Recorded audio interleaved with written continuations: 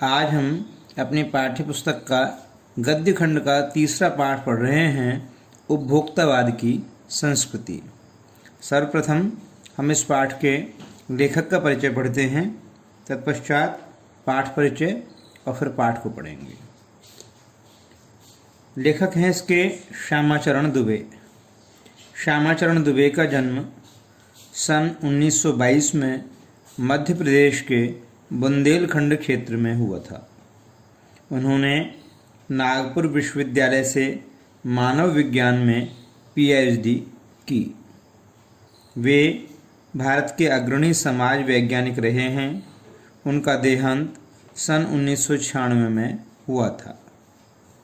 मानव और संस्कृति, परंपरा और इतिहास का बोध, संस्कृति तथा शिक्षा, समाज और भविष्य, भारतीय ग्राम, संक्रमण की पीड़ा, विकास का समाजशास्त्र, समय और संस्कृति, हिंदी में उनकी प्रमुख पुस्तकें हैं। प्रोफेसर दुबे ने विभिन्न विश्वविद्यालयों में अध्यापन किया तथा अनेक संस्थाओं में प्रमुख पदों पर रहे। जीवन, समाज और संस्कृति के ज्वलंत विषयों पर उनके विश्लेषण एवं स्थापनाएं उल्लेखनीय हैं।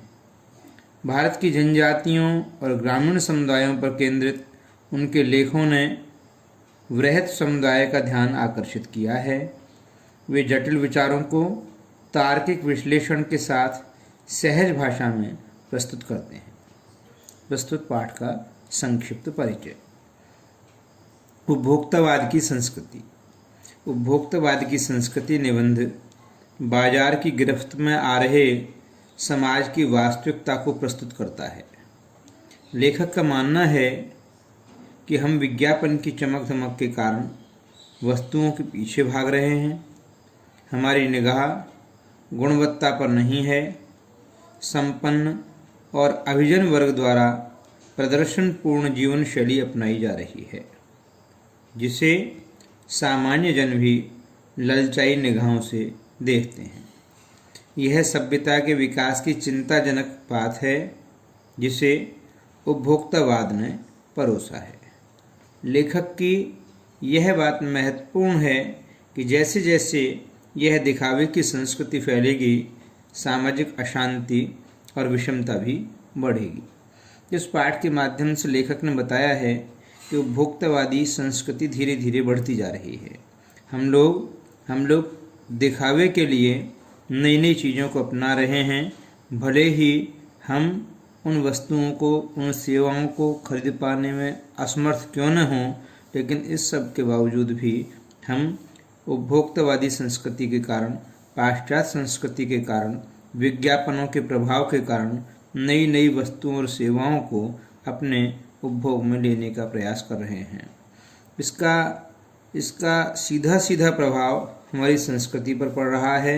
समाज में धीरे धीरे अशांति पैदा हो रही है, विषमता की भावना बढ़ती जा रही है। अब हम इस पाठ को समझेंगे। पाठ उपभोक्तावाद की संस्कृति।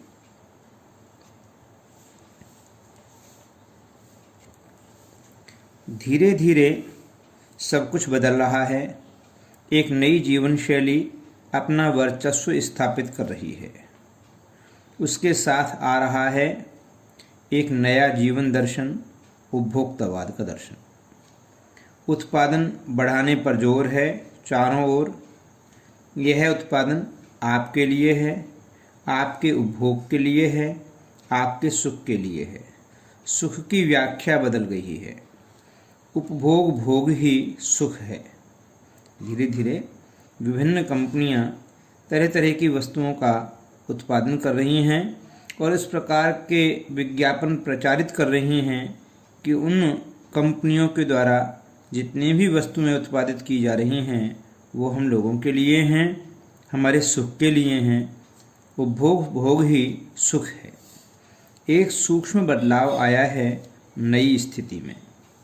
उत्पाद तो आपके लिए हैं, पर आप यह भूल जाते हैं कि जाने अनजाने आज के माहौल में आपका चरित्र भी बदल रहा है और आप उत्पाद को समर्पित हो जा रहे हैं। वास्तविक स्थिति क्या है? वास्तविक स्थिति यह है कि जो उत्पाद हमारे लिए थे, हमारे उपभोग के लिए थे, आज उसका उल्टा हो चुका है।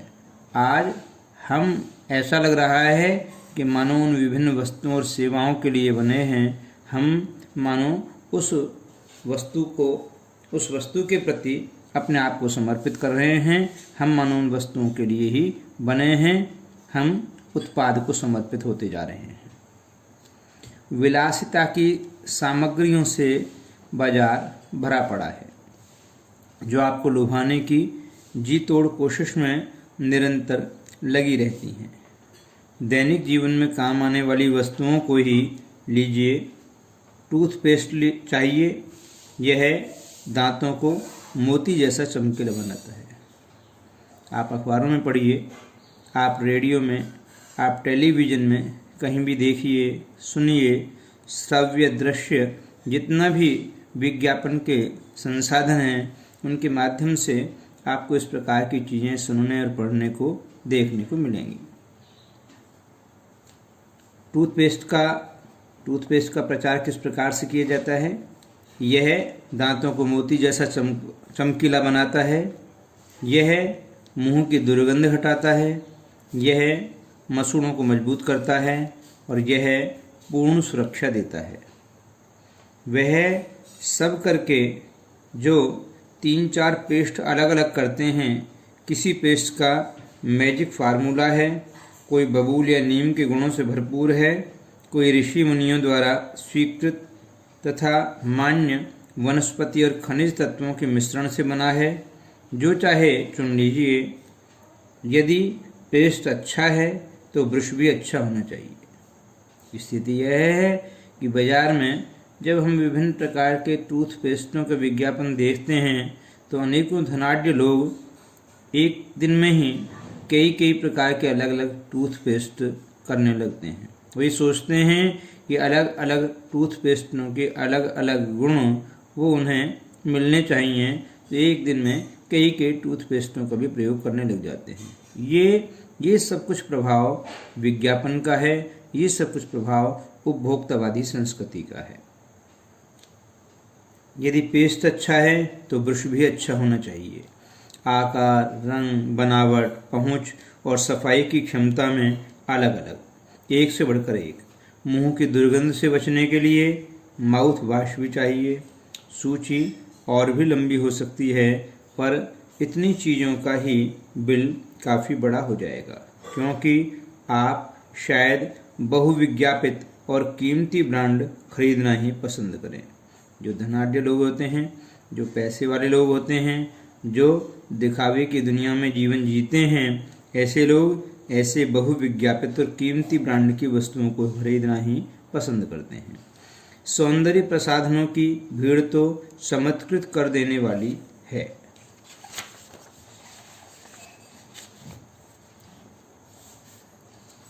हर माह उसमें नए नए उत्पाद जुड़ते जाते हैं।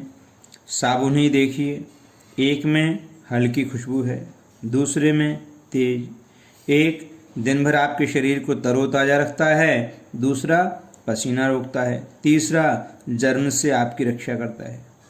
यह लीजिए सिने स्टार्स के सौंदर्य का रहस्य। उनका मनपसंद साबुन। सच्चाई का अर्थ समझना चाहते हैं, यह लीजिए। शरीर को पवित्र रखना चाहते हैं, यह लीजिए शुद्ध गंगा जल में बनी साबुन। चमड़ी को नर्म रखने के लिए यह लीजिए। महंगी है पर आपके सौंदर्य में निखार ला देगी। तो इस प्रकार के विज्ञापनों में किसी भी वस्तु के गुणों को बढ़ा चढ़ाकर इस कदर से प्रस्तुत किया जाता है कि व्यक्ति उनकी बातों को, उनके गुणों को सुनकर के दिग्भ्रमित हो जाता है और महंगे से महंगे उत्पाद खरीदने की कोशिश करता है। संभ्रांत महिलाओं की ड्रेसिंग टेबल पर 30-30 हज़ार की सौंदर्य सामग्री होना तो मामूली बात है। पेरिस से परफ्यूम मंगाइए, इतना ही और खर्च हो जाएगा। ये प्रतिष्ठा चिन्ह है। अनेकों लोग अपनी प्रतिष्ठा को दिखाने के लिए, अपना बड़प्पन दिखाने के लिए समाज में लोगों के सामने अपने आप को श्रेष्ठ सिद्ध करने के लिए महंगे से महंगे उत्पाद काम में लेते हैं। समाज में आपकी हैसियत जताते हैं। पुरुष भी इस दौड़ में पीछे नहीं हैं। पहले उनका काम साबुन और तेल से चल जाता था, आफ्टर शेव और कोलोन बाद में आए। अब तो इस सूची में दर्जन 2 दर्जन चीज़ें और जुड़ गई हैं। छोड़िए इस सामग्री को, वस्तु और परिधान की दुनिया में आइए। जगह जगह बुटीक खुल गए हैं। नए नए डिजाइन के परिधान बाजार में आ गए हैं। ये ट्रेंडी हैं और महंगे भी। पिछले वर्ष के फैशन इस वर्ष शर्म की बात है। विज्ञापनों में विभिन्न परिधानों को लेकर भी इस प्रकार की चीज़ें प्रचारित की जाती हैं कि ये जो परिधान है, ये परिधान पुराने फैशन का है, इसका फैशन जा चुका, ये फैशन पिछले वर्ष चलता था। और लोग यह समझ करके ही उस नए वस्त्र को भी जो उसने पिछले वर्ष ही खरीदा है, भले ही कुछ ही दिन क्यों न पहना हो, उसे पटक देता है और नए परिधान नए फैशन के अनुसार खरीदने की इच्छा रखता है। घड़ी पहले समय दिखाती थी, उससे यदि यही काम लेना हो तो 4-500 में मिल जाएगी। हैसियत जताने के लिए आप 50-60 हज़ार से लाख 1.5 लाख की घड़ियां भी ले सकते हैं। संगीत की समझ हो या नहीं, कीमती म्यूजिक सिस्टम जरूरी है। कोई बात नहीं यदि आप उसे ठीक तरह चला भी न सकें। कंप्यूटर काम के लिए तो खरीदे ही जाते हैं, महज दिखावे के लिए उन्हें खरीदने वालों की संख्या भी कम नहीं है। खाने के लिए 5 सितारा होटल हैं, वहाँ तो अब विवाह भी होने लगे हैं। बीमार पड़ने पर 5 सितारा अस्पतालों में आइए। सुख सुविधाओं और अच्छे इलाज के अतिरिक्त यह अनुभव काफ़ी समय तक चर्चा का विषय भी रहेगा। पढ़ाई के लिए 5 सितारा पब्लिक स्कूल हैं। शीघ्र ही शायद कॉलेज और यूनिवर्सिटी भी बन जाए। भारत में तो यह स्थिति अभी नहीं आई, पर अमेरिका और यूरोप के कुछ देशों में आप मरने के पहले ही अपने अंतिम संस्कार और अनंत विश्राम का प्रबंध भी कर सकते हैं। ये सब दिखावे के लिए, लोग दिखावे के लिए अपने आप को श्रेष्ठ साबित करने के लिए मरने से पहले ही अपने अंतिम संस्कार की और अनंत विश्राम की विभिन्न प्रकार की सुख सुविधाओं का प्रबंध उन स्थानों पर कर सकते हैं जहां उनका अंतिम संस्कार किया जाए। इसके लिए उन्हें पूर्व में ही एक निश्चित कीमत चुकानी पड़ती है। आपकी कब्र के आसपास सदा हरी घास रहेगी, मन चाहे फूल होंगे, चाहें तो वहाँ फव्वारे होंगे और मंद ध्वनि में निरंतर संगीत भी। तो ये सारी सुविधाएं विभिन्न विज्ञापन कंपनियां लोगों को देती हैं और अनेकों ऐसे लोग हैं जो अपने आप को लोगों की निगाह में बड़ा साबित करने के लिए, श्रेष्ठ साबित करने के लिए, धनाढ्य साबित करने के लिए वो अपने मृत्यु से पहले ही इस प्रकार की व्यवस्थाएं करते हैं। कल भारत में भी यह संभव हो सकता है। अमेरिका में आज जो हो रहा है, कल वह भारत में भी आ सकता है। प्रतिष्ठा के अनेक रूप होते हैं, चाहे वे हास्यास्पद ही क्यों न हों। लोगों की स्थिति समय के साथ साथ इस प्रकार की होने लगी है कि वे प्रतिष्ठा चाहते हैं, वो सम्मान चाहते हैं, भले ही उसके लिए हास्यास्पद स्थिति ही क्यों न पैदा हो जाए। प्रतिष्ठा के अनेक रूप होते हैं, चाहे वे हास्यास्पद ही क्यों न हों। लोग ये नहीं सोचते हैं कि उनके इस प्रकार के विचारों से, उनके इस प्रकार के वस्तुओं और सेवाओं को अपनाने से या इस प्रकार के रूप अपनाने से, या जैसे उदाहरण के लिए अमेरिका की ये घटना बताई कि वहाँ लोग मरने से पहले ही अपने अंतिम संस्कार इसकी व्यवस्था कर सकते हैं। अपने कब्र के आसपास हरी भरी घास रहे, मन चाहे फूल रहें, फव्वारे रहें, मंद मंद ध्वनि में निरंतर संगीत बजता रहे, इस प्रकार की व्यवस्था कर लेते हैं।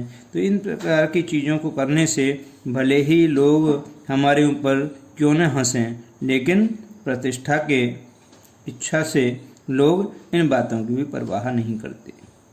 यह है एक छोटी सी झलक उपभोक्तावादी समाज की। ये सब किस लिए हो रहा है? उपभोक्तावादी संस्कृति के कारण हो रहा है, और हम सभी उस उपभोक्तावादी समाज के हिस्से हैं। यह विशिष्ट जन का समाज है, पर सामान्य जन भी इसे ललचाई निगाहों से देखते हैं। ये उपभोक्तावादी संस्कृति के प्रभाव में अधिकांश विशिष्ट जन आते हैं, समृद्ध लोग आते हैं, धनाढ्य लोग आते हैं, जिनके पास पैसा अधिक होता है वो लोग आते हैं। लेकिन उस उपभोक्तावादी संस्कृति की ओर, उन विशिष्ट जनों की ओर, विशिष्ट जन के समाज की ओर सामान्य जन भी ललचाई दृष्टि से देखते हैं। उनकी दृष्टि में एक विज्ञापन की भाषा में यही है राइट चॉइस बेबी। अब विषय के गंभीर पक्ष की ओर आएं। इस उपभोक्तावादी संस्कृति का विकास भारत में क्यों हो रहा है? सामंती संस्कृति के तत्व भारत में पहले भी रहे हैं। उपभोक्तावाद इस संस्कृति से जुड़ा रहा है। आज सामंत बदल गए हैं, सामंती संस्कृति का मुहावरा बदल गया है। हम सांस्कृतिक अस्मिता मीन्स पहचान या अस्तित्व, हम सांस्कृतिक पहचान के लिए, हम सांस्कृतिक अस्तित्व की बात कितनी ही करें, परंपराओं का अवमूल्यन हुआ है, आस्थाओं का क्षरण हुआ है। क्षरण मीन्स नाश। धीरे धीरे हमारी आस्थाएं समाप्त हुई हैं। कड़वा सच तो यह है कि हम बौद्धिक दासता स्वीकार कर रहे हैं। बौद्धिक दासता क्या है? बौद्धिक दासता विचारों की वह अवस्था है जिसमें व्यक्ति दूसरे देश की या दूसरी संस्कृति से प्रभावित होकर उसके अनुरूप अपने आप को ढालने का प्रयास करता है, या ये कहें कि दूसरे देश की संस्कृति या दूसरे देश का प्रभाव व्यक्ति के ऊपर अपने आप ही धीरे धीरे इस कदर हो जाता है कि उसके विचार स्वयं के समाप्त हो जाते हैं। दूसरे देश की संस्कृति का प्रभाव उसके ऊपर पूरी तरह से हो जाता है। यही स्थिति बौद्धिक दासता की स्थिति है। हमारी कड़वा सच तो यह है कि हम बौद्धिक दासता स्वीकार कर रहे हैं। पश्चिम के सांस्कृतिक उपनिवेश बन रहे हैं। हमारी नई संस्कृति अनुकरण की संस्कृति है। हम पाश्चात्य देशों का अनुकरण कर रहे हैं। हम आधुनिकता के झूठे प्रतिमान अपनाते जा रहे हैं। प्रतिष्ठा की अंधी प्रतिस्पर्धा में जो अपना है उसे खोकर छद्म आधुनिकता की, छद्म मीन्स बनावटी आधुनिकता की गिरफ्त में हम आते जा रहे हैं। हम अपनी संस्कृति जो श्रेष्ठ संस्कृति है उसे भूलते जा रहे हैं और एक बनावटी संस्कृति को अपनाते जा रहे हैं। संस्कृति की नियंत्रक शक्तियों के क्षीण हो जाने के कारण हम दिग्भ्रमित हो रहे हैं। हमारा समाज ही अन्य निर्देशित होता जा रहा है। दूसरे देश की संस्कृति हमारे समाज को निर्देशित कर रही है। विशिष्ट जनों की संस्कृति हमारे समाज को निर्देशित कर रही है।